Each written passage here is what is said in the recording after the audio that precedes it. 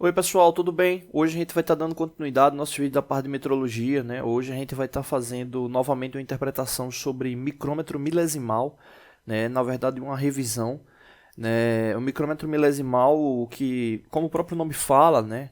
A relação, né, de resolução dele é de 1 milésimo de milímetro, né? Só relembrando, né? Na terceira casa a gente tem milésimo, na segunda casa a gente tem centésimo e na terceira casa aqui décimo, né? Então, é referente aí à resolução, né? Nesse caso aí ele tem uma excelente precisão, né? Pois ele trabalha aí justamente na casa do milésimo de milímetro. Bom, lembrando sempre que o micrômetro ele apresenta, né, características, né, que acaba sendo comum, né, independente do tipo do micrômetro, né? Então, nesse caso aqui, o micrômetro milesimal, ou seja, está na referência, né, do sistema métrico, né? Então, ele traz aqui no tambor dele a relação do centésimo, né? Então, se você observar aqui, né, você vai perceber que existem 50 divisões no tambor, né? Como é que a gente verifica essas divisões? Chega a essa conclusão de 50 divisões. É só a gente observar aqui a relação do giro completo, né? Ele é um elemento cilíndrico, né? Então, nesse caso aqui, observa que aqui a gente tem 45, 46, 47, 48, 49, 50. Né? Então a gente tem 50 divisões. Então essas 50 divisões representam 50 centésimos. Né? Então isso representa justamente a divisão do quê? De meio décimo. Né? Então cada divisão dessa aqui representa justamente meio décimo de milímetro, né? Na escala principal do micrômetro.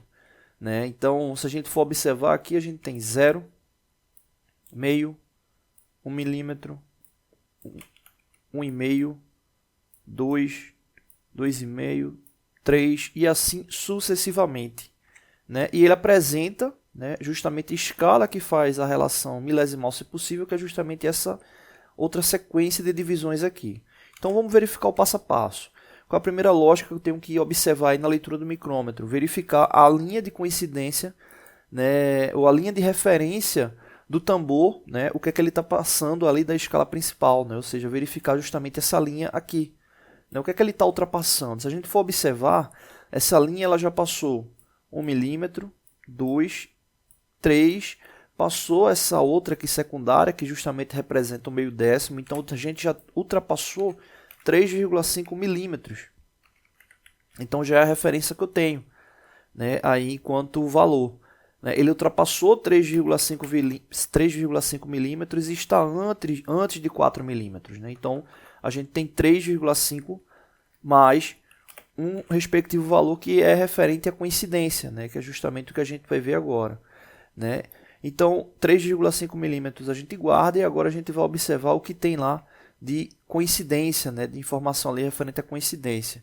Bom, nesse caso eu tenho que observar agora qual linha, né, aqui da horizontal do tambor é a linha de referência da escala principal está passando ou está tangenciada. Nesse caso, a gente já observa que realmente está tangenciado, né? Ou seja, está referenciado mesmo. Né? Então, se a gente for observar aqui na referência, a gente tem 40, 41, 42, 43 centésimos de milímetro. Né? E ele está exatamente referenciado nesse ponto. É tanto que ele está referenciado no zero da escala principal e no zero da escala milesimal. Né? Ou seja, é como se a gente tivesse 430 milésimos, né? Ou 43 centésimos, como está apresentado aqui. Então, a gente tem, somando, 3,5 milímetros mais 0,043. Então, a gente tem justamente aí essa referência aí de soma. Né? Então, nesse caso aí, a gente vai ter 3,93, né? 3 milímetros e 93 centésimos, né? Ou 930 milésimos.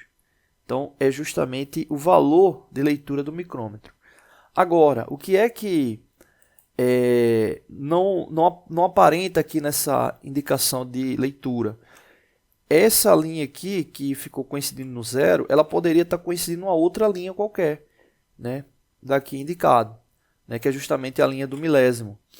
E, exemplo, vamos supor que essa linha de referência aqui, ela tivesse acima dessa linha aqui do 43, né? Ela tivesse acima e, exemplo, tivesse tangenciando aqui o 4, né? Tivesse essa linha aqui referenciada do 4 com essa outra linha aqui.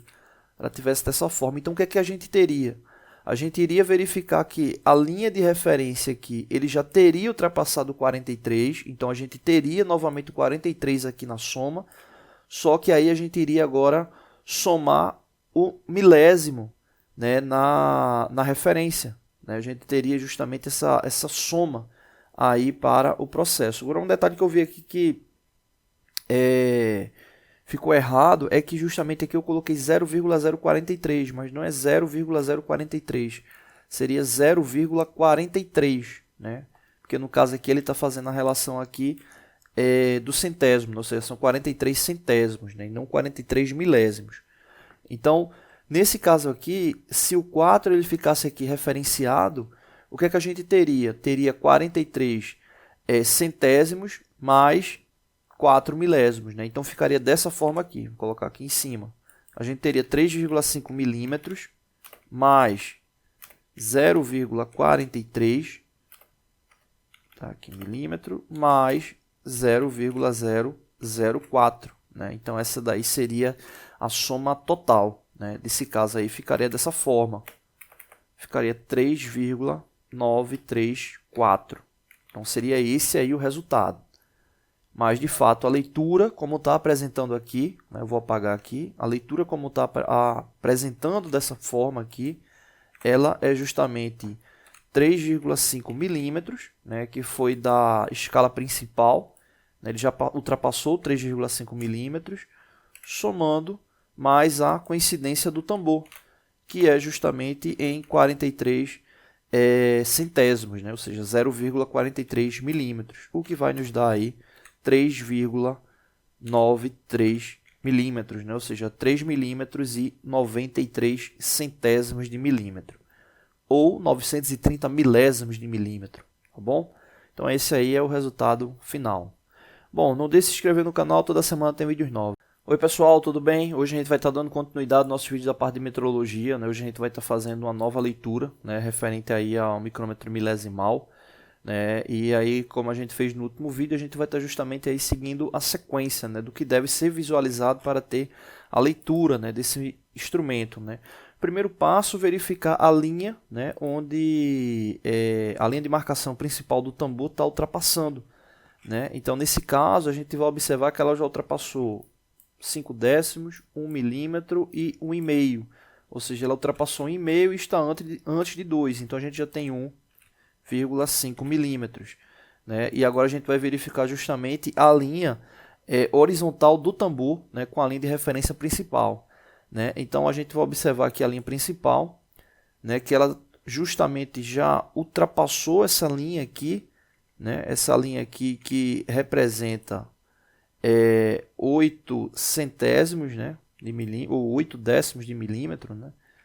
Então ele já ultrapassou, né, essa linha centesimal, né, já ultrapassou 8 centésimos, né, e está antes do 9, né? Então nesse caso aqui a gente já tem, né, somando mais 0,08 milímetro, né, 8 centésimos, né? E agora a gente precisa verificar a linha de referência milesimal, né, que é justamente essa coluna aqui, né? E nesse caso ele está coincidindo aonde? Justamente aqui no 6, é a indicação dele de coincidência, ou seja, mais 6 milésimos, né? Então a gente teria aqui 1,5 mais 0,8 mais 0,006 milésimos de milímetro, né? Então essa daí é a referência, né, total aí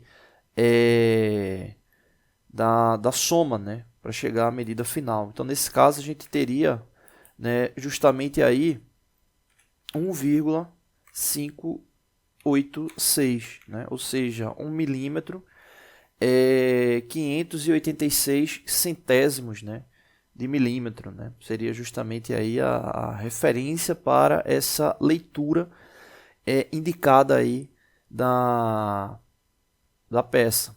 Ok? Então não deixe de se inscrever no canal, toda semana tem vídeos novos. Oi pessoal, tudo bem? Hoje a gente vai estar dando continuidade aos nossos vídeos da parte de mecanismo, né? Hoje a gente vai estar, na verdade, fazendo um vídeo referente a uma dúvida, né, que um colega mandou aí para o e-mail do canal, né, sobre velocidade das engrenagens, né? Eu achei bem interessante a pergunta, né, que ele falava justamente sobre o sistema, né, engrenado, né, qual engrenagem tinha maior velocidade tangencial, né, engrenagem com maior ou menor dente, então. E aí o que acontece? No sistema, né, engrenado, né, dá para observar aí na animação, né, que o impulsionamento ocorrido pelos dentes da engrenagem e das engrenagens, eles vão ocasionar justamente uma velocidade tangencial igual, né? Então, nesse caso aqui, a velocidade com que elas se propagam, né, ou seja, com que elas se deslocam tangencialmente é igual, né? Então, a velocidade da engrenagem com menos dentes em relação à engrenagem com mais dentes, elas engrenadas, né, elas vão estar com a mesma velocidade, né? Então, exemplo, se ela tiver lá com 50 milímetros por minuto de avanço, né, tangencial, todas as duas vão estar com a mesma velocidade. O que acontece é que na relação de transmissão referente ao movimento angular é onde ocorre a diferença, né? Então, a partir do momento que uma engrenagem menor, né, ou com menos dentes, uma engrenagem maior começa a girar, né, e elas estão justamente tangenciadas, o perímetro que elas vão deslocar vai ser diferente justamente por causa do comprimento desse perímetro, né, onde a engrenagem com menor dente tem um perímetro menor, né? Então, se exemplo, a gente pegasse aí o diâmetro primitivo na engrenagem, multiplicasse por 3,14, né, visando planificar essa circunferência, a gente teria, obviamente, aí comprimentos diferentes. Mas em relação à velocidade tangencial, né, a velocidade ali de contato das duas, a velocidade é igual, né? Então, o que muda referente à rotação, né, ou seja, esse deslocamento angular, né, ele está ligado a esse contato que ocorre tangencialmente, né? Então, como você tem perímetros maiores, obviamente uma vai demorar mais para dar uma volta completa do que a outra, mas a velocidade ali ela vai ser igual.